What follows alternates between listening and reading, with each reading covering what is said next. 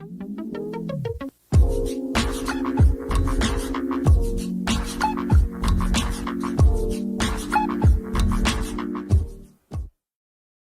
everyone, this is Marco and welcome back to my channel. Today I'm going to be reviewing the Hammond Collection Tyrannosaurus Rex by Mattel for the Jurassic World line. I am going to try my best to make this as objective as possible. I have some strong feelings towards some aspects of it. Some of them are pretty negative and some of them are positive in general. I should also mention that this is my first ever Hammond Collection figure. They're not really sold in the UK. And I have been sent this T-Rex by Martin French, also known as Martin's Toy Studio on Instagram. So massive thanks to him and his awesomeness and kindness to send this over.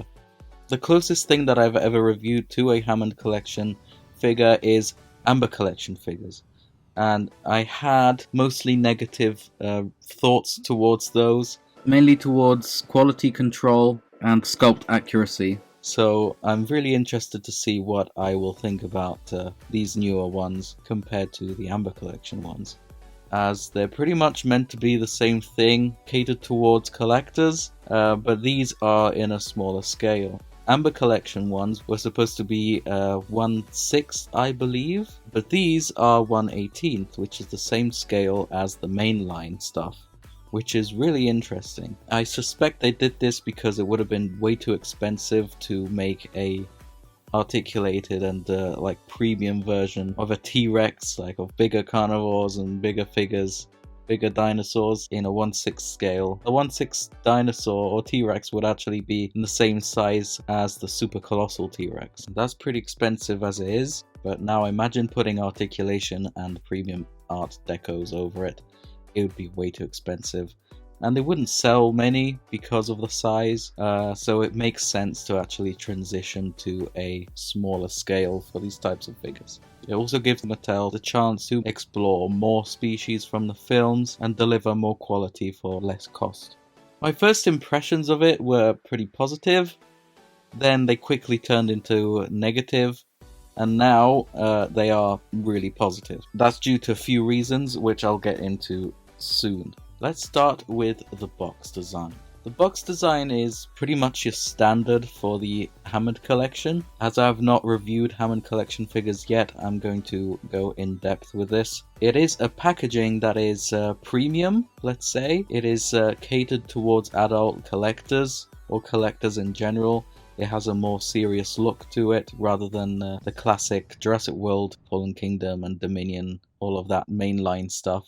This is pretty sober. It's mainly black and dark grey with some minimal information on it. It's got a nice gloss spot UV, I guess. Jurassic Park logo right there with the T-Rex skeleton. A new Hammond Collection logo of Hammond. It's a Hammond silhouette inside some amber, which is supposed to replicate the amber from his cane. And then the Hammond Collection writing underneath. On the bottom we have the name of the species, and on the right, but also taking up most of the space of this packaging, is a window where we can see the inside of the box with a nice like amber background and the figure. The back of the box is pretty much the same. It's black with dark grey, a picture of the dinosaur from the film and a short description, and a picture of the prototype of the figure itself. Tyrannosaurus Rex with epic power and colossal force. The Tyrannosaurus Rex is the ultimate carnivore when dinosaurs ruled the earth. It's a really cool little description and a nice nod to the original series. What we saw with the Amber Collection was pretty similar. The Amber Collection packaging though was made of card. This big box is actually made of corrugated cardboard. You can see all the lines of the cardboard going vertically. It takes away a little bit from the packaging if you are an in-box collector, but it's perfectly fine in my opinion. I'm not really a in-box collector, so I'm not fussed at all. So it's pretty easy to open the box. Just cut the tape on this part of the box and you open it, and then you slide out the figure, which is attached to the backdrop of the inside of the box. It's held on this piece of card with some plastic string, or straps actually, and if you pull hard enough they just come loose, or you could just cut them. It's a pretty easy unboxing. Now the interesting part of this dinosaur, in my experience, is that it has a detachable tail.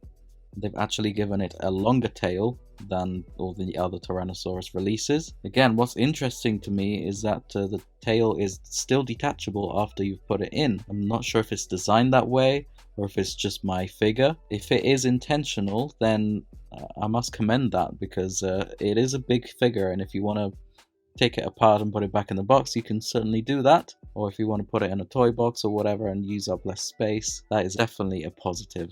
So the first thing that you do with this figure is pop the tail in. First impressions. Right, so the figure's quite heavy. It feels a bit more premium than the other Mattel releases from the main toy line, but it still feels quite cheap in some areas. The first thing that struck me is the size of the feet and the size of the thighs. They are extreme. Like, they're really big and not very realistic, but we'll get to that later. The other first impression and first thing that caught my attention too is that the eye is supposed to replicate a glass eye, which is supposed to look a bit more realistic too. So generally, they tried to go for a more realistic approach to this figure, which is commendable, but at the same time, it does have some really cartoonish aspects to it too in its design and sculpt, which kind of stick out like a sore thumb, let's say that. It doesn't really follow the overall aesthetic that they tried to go for. I would describe this figure as a glorified extreme chomping figure, because that's pretty much what it is. They took the extreme chomping Tyrannosaurus Rex sculpt and tweaked it, made it better, but it's still got some cartoony aspects from it. It's a very interesting way of doing things. I'm surprised they didn't go and remake the sculpt from scratch. They actually took that sculpt and reworked pretty much all of it. It is indeed more articulated than the extreme chomping though. Now let's take a look at the head first. It is very clearly the same head sculpt as the extreme chomping T-Rex, but reworked. There are some parts that are different. The overall texture is slightly modified, especially on the bottom jaw. The bottom jaw has got individual scales sculpted, and the detail is much more refined. Also, the shape of the jaw, especially on the back of the jaw, is a bit more squared off instead of a really sort of rounded shape like on the extreme chomping T-Rex. The top part of the head is a retextured model of the extreme chomping T-Rex. The main big texture sort of features are still present from the extreme chomping T-Rex, but they've added nice smaller scales all around too and made the texture a bit more refined. Again, I would like to stress that I am a sculptor, so I'm going to be quite picky with with premium figures and figures that are more catered towards collectors than the average consumer. Take what I say with a pinch of salt if you're not that interested in like screen accuracy or whatever. In terms of film accuracy or screen accuracy, it's pretty close. I'm really happy with it. It certainly looks like a Jurassic Park T-Rex, and that's extremely good. I do have a couple of gripes with it, but again, that's purely from a sculptor's point of view. The bottom jaw isn't as wide as it should be. The part of the back of the head where it's supposed to meet the top jaw should be level with the width of the top jaw too. But in this case, it's the bottom jaw is quite thinner compared to the top of the head. Let's talk about that eye. That eye is quite divisive in the community. I can see what they went for. It's a pretty good idea. In this case, it looks pretty good, but at the same time, it doesn't. The main fault that these glass eyes have is that the eye color and iris and pupil are way too far back or recessed inside the head, which means that when you tilt the head a bit, then you can't see the pupil at all, which makes for a really odd sort of look. It doesn't really look like it's alive. It looks like it's possessed or something. Also, I should mention that the glass eye, in brackets, isn't really glass, it's made of plastic. It gives some sort of weird distortion effect to the eye. So in some angles, the pupil is round, but most of the other angles, the pupil looks like a slit. A slit pupil is the iconic look of the raptors The T-Rex is supposed to have a perfectly round pupil, so that kind of takes away from the look of the T-Rex in my opinion. Also, glass eyes look really shiny. This is cast plastic and it's not as shiny as glass would be. So I can see what they tried to do, but they didn't execute it as well as they could have.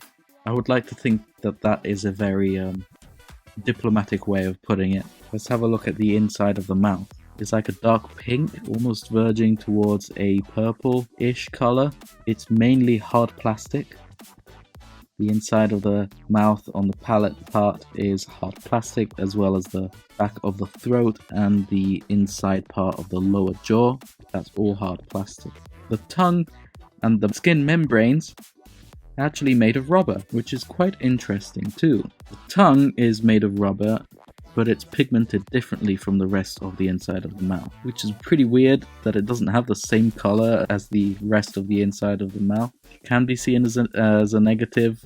It certainly doesn't make much sense, but it still works. I mean, it still looks pretty good. Now, the membranes being rubberized is quite strange. I can see again why they tried to do that. They tried to go for a more realistic approach. But at the same time, when you close the mouth, it bends inside and it looks quite unrealistic and weird. It feels realistic, but it doesn't look realistic. If you look at the Extreme Chomping T-Rex and other T-Rexes from Mattel, the membrane is made of hard plastic and retains that sort of vertical, straight, non-folded look that sort of inserts into the top of the jaw. And that works really well because the creature in the film sort of stretches that membrane. It doesn't fold into itself and pretty much always looks vertical. Imagine holding a rubber band, keeping it in your fingers so that it's not folded, and then pulling it hard sort of stretches it. Now, they couldn't really do that on a figure because it requires force to open the jaw and to tense the material so that it doesn't fold. So if there was some sort of force to keep the mouth open, then the rubber would make sense, so it would stay taut all the time and not fold into itself.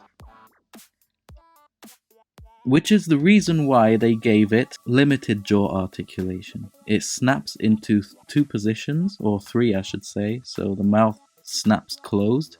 Then when you open it, it snaps into a medium position, and when you open it a bit more, it snaps into a really wide position. They decided to do that because if it was a completely smooth articulation, the rubber part of the membranes would sort of make it bounce up a bit again, and the mouth would sort of constantly stay slightly open. So the fact that they gave it the snapping sort of this articulation that snaps into place makes sense, so the rubber doesn't sort of keep the mouth open a little bit. Now I've had this figure for quite a bit. The snapping isn't as strong anymore, and the jaw tends to open smoothly and close smoothly, which is a problem because the rubber membranes are actually pushing the mouth open slightly, so it doesn't close all the way. It tends to be slightly open a tiny bit, and I can see that getting worse in the future if you like posing your T-Rex all the time. Anyway, the snapping feature, it's certainly frustrating for people that like doing stop motion animations because they need a fluid articulation rather than jittery and stuff like that. The way the mouth opens is quite unnatural too. The top part of the head rotates more than the bottom jaw does, which sort of gives it a weird sort of dislocated jaw look. If the top jaw opened and moved with the same rotation as the bottom jaw, with the pivot point right at the part where the bottom jaw and top jaw meet, then it would have looked a lot more realistic and less odd. But that's nitpicking, I guess. It's just a personal observation that I made already at the beginning when the first Extreme Chomping T-Rex was released. That was one of the first things that I noticed, is how unnaturally the mouth opens. But it is a bit startling at first, and you've seen the films a lot, and you're very sort of familiar and acquainted with the design of that T-Rex. You kind of notice, or your subconscious kind of notices, the weirdness of the odd rotation of the head. Again, that's nitpicking, so it's not really a big deal. But I noticed that because, again, I'm a sculptor and a designer and fan of the franchise. I know other friends of mine that are designers and fans of the franchise also see the same things that I see too, so I'm definitely not the only one that thinks some design choices are a bit odd. People have been having issues with the teeth. They say that they're not pointed enough, they look too rounded and too bulky for being a collector's toy, and I must agree. The teeth look like the ones from the Thrash and Throw. They don't look any pointed, they still look pretty rounded. If this line is catered to collectors, generally collectors are a bit older than children, and the rounded teeth are a safety feature so that children don't get stabbed or hurt. But the fact that these teeth are a separate molded rubberized material means that even if they are sharper, they won't hurt as much. So Mattel definitely could have done the teeth a bit sharper. Overall, the head looks pretty good. If you look at it from the front, you can certainly tell that the bottom jaw should be a bit wider. Even the top jaw, the cheeks could be a bit wider too, but other than that, it really looks like the Jurassic Park T-Rex. Now, maybe the osteoderms on the top of the snout could be a bit more rounded off. They are a bit too pointy. If they fix the teeth, make those parts a bit more rounded too, and fix the width of the head and match the width of the bottom jaw with the top of the head, then it would be a really accurate, and it would be pretty spot on as to what we see in the film. So a 9 out of 10 definitely suits this head sculpt, I think. So let's move along to the rest of the figure. So the neck has slightly been adjusted too, which is really nice to see. It doesn't have the weird sort of collar look in the articulation part, or the articulation looks really nice the way they've kind of designed it this time round compared to the Extreme Chomping T-Rex. Texture wise though, I do have a little bit of a problem with the neck, because if you look at the underside of the jaw, as you can see, the jaw is really textured beautifully, but it doesn't transition very well to the neck. The neck has very soft texture on it, and it doesn't really blend in with the rest of the head sculpt, which means that the sculptors at Mattel have used different resolutions in the sculpt, because that texture underneath the neck does look really soft in my opinion. But other than that, the neck looks pretty good. It's got a leathery look to it, but also a scaly look to it. The part of the neck that connects to the head is hard plastic, while the other segment of the neck is made of a rubbery material. I do have a little bit of a problem with the rubbery material though, because on the day that I got this and I posed the T-Rex, the paint underneath started to chip away or rub away already, which is a bit of a downside, especially, you know, as it's a brand new figure and you pose it once, the paint sort of goes away from that part of the neck. It's a bit of a downside, but it is rubber, and I do understand that paint doesn't really adhere to rubber as well as it does on hard plastic, but if they put some sort of sealer on top of it, then they could have avoided that problem. Going to the torso is divided into two parts. The part with the arms overlaps over the stomach part and where the hips are. Compared to the other T-Rex releases, this torso is so much more superior to what we have had in the past. It's actually got the correct shape. It's more barrel shaped and less pear shaped. And this is a massive, massive improvement over the previous figure. They reworked the texture too. It's not as sharp as I wanted it to be, but it's perfectly fine. Honestly, it's beautiful as it is. I must say that I am a little bit upset about the belly texture.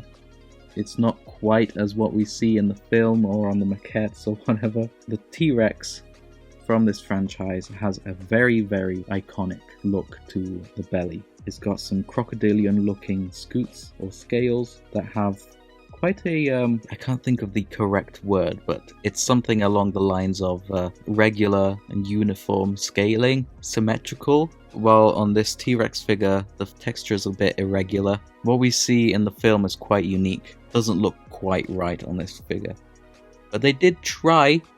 It's certainly an improvement over the previous figures in the Legacy Collection line, so that's alright.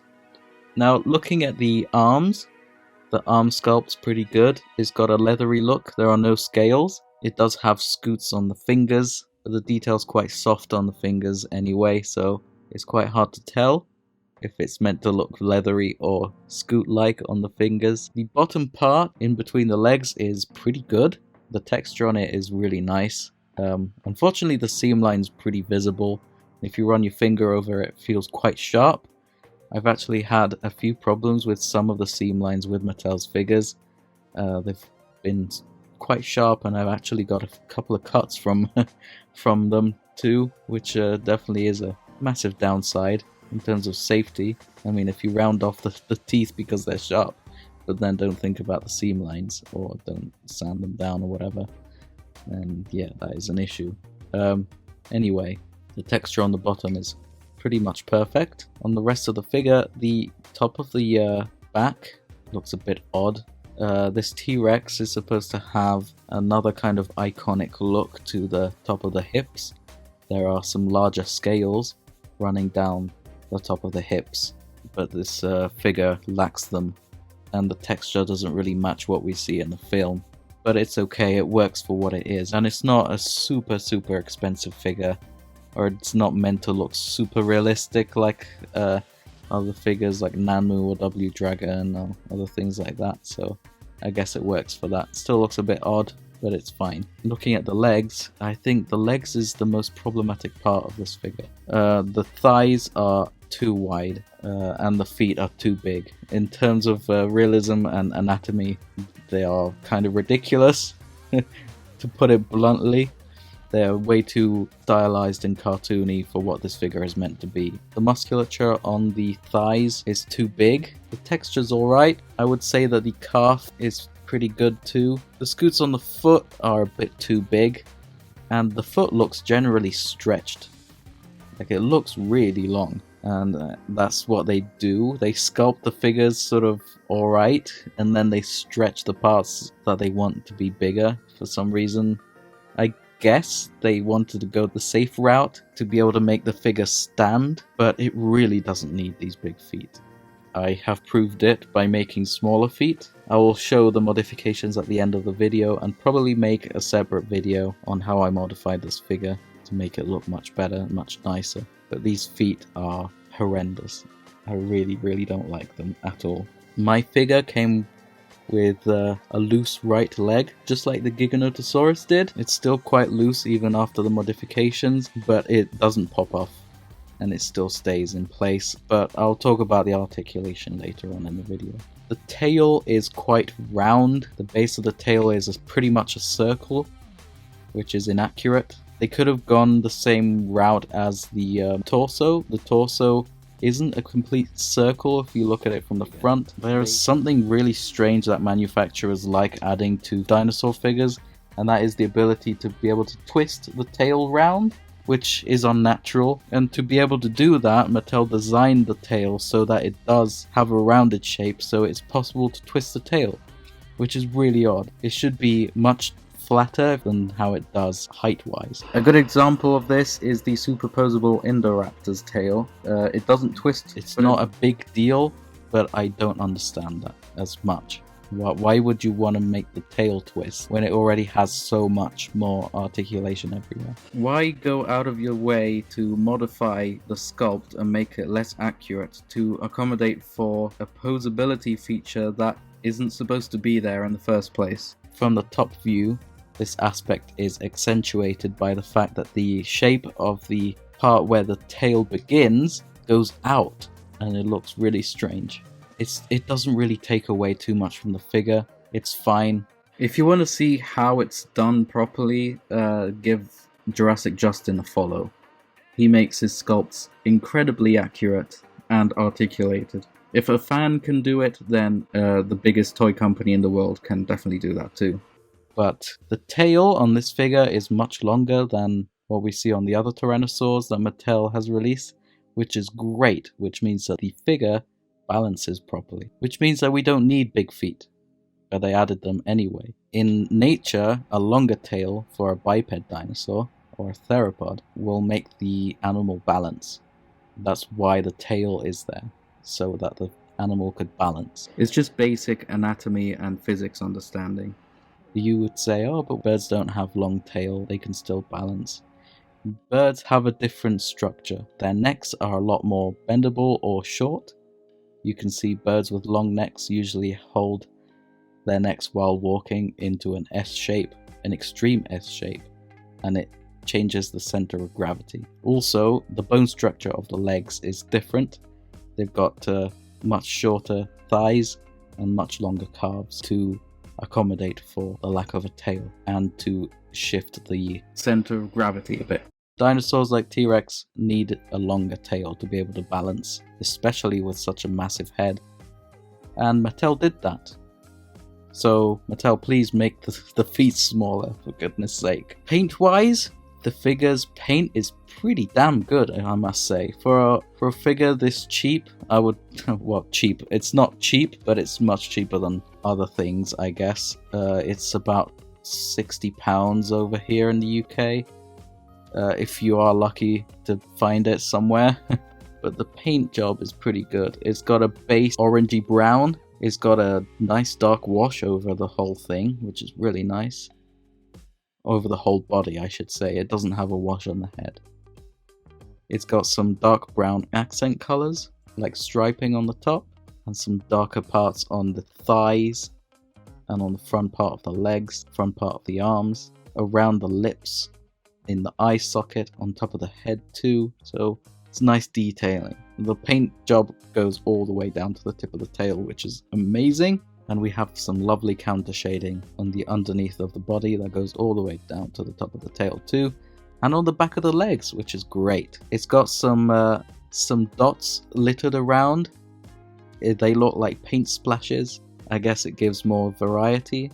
This figure doesn't have the classic Mattel speckling or speckles that is injected in the plastic, that is in the injection molded plastic.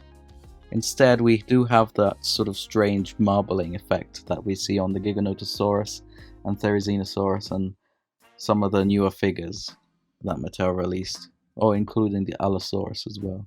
So they decided to add paint splashes on it, which, look alright. Doesn't look too bad. Adds some extra texturing to the color, and it looks good. They have printed some dots on the face, which look a bit strange, but it still works really well with the overall aesthetic of the toy.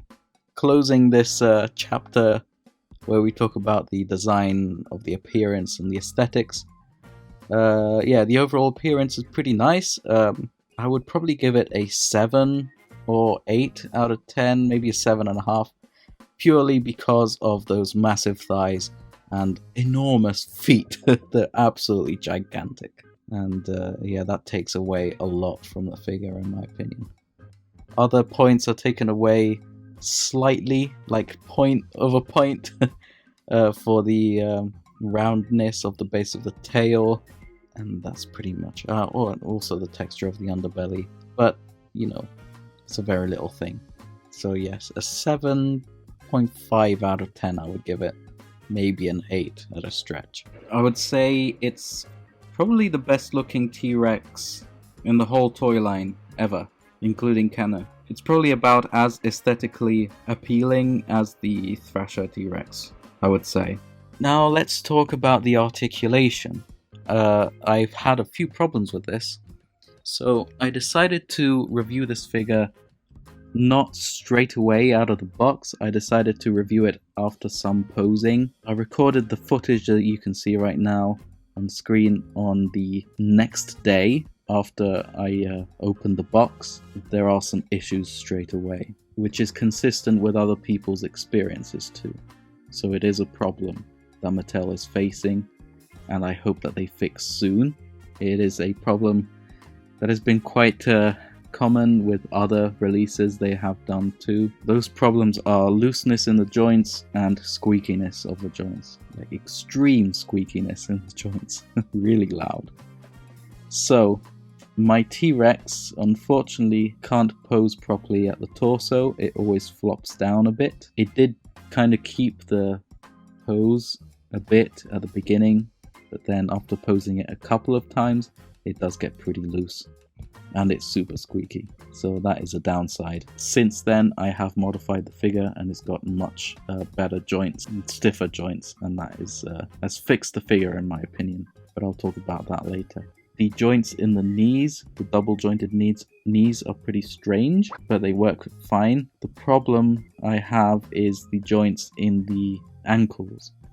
They're pretty loose. Big feet don't fix that, unfortunately. It still stands, but it does struggle sometimes. They can't really support the weight of the figure, or as much as they should. They still do, but not very well. Now, while I was reviewing this figure, or recording the review footage of the figure, I was showing off the range of motion of the articulation. And while I was showing off in which directions the arms can bend, the arm actually fell off, which is a negative, definitely. I wasn't doing a stream on it at all, I was just posing it, and the arm fell off. And that is a common problem with people that have bought this figure too.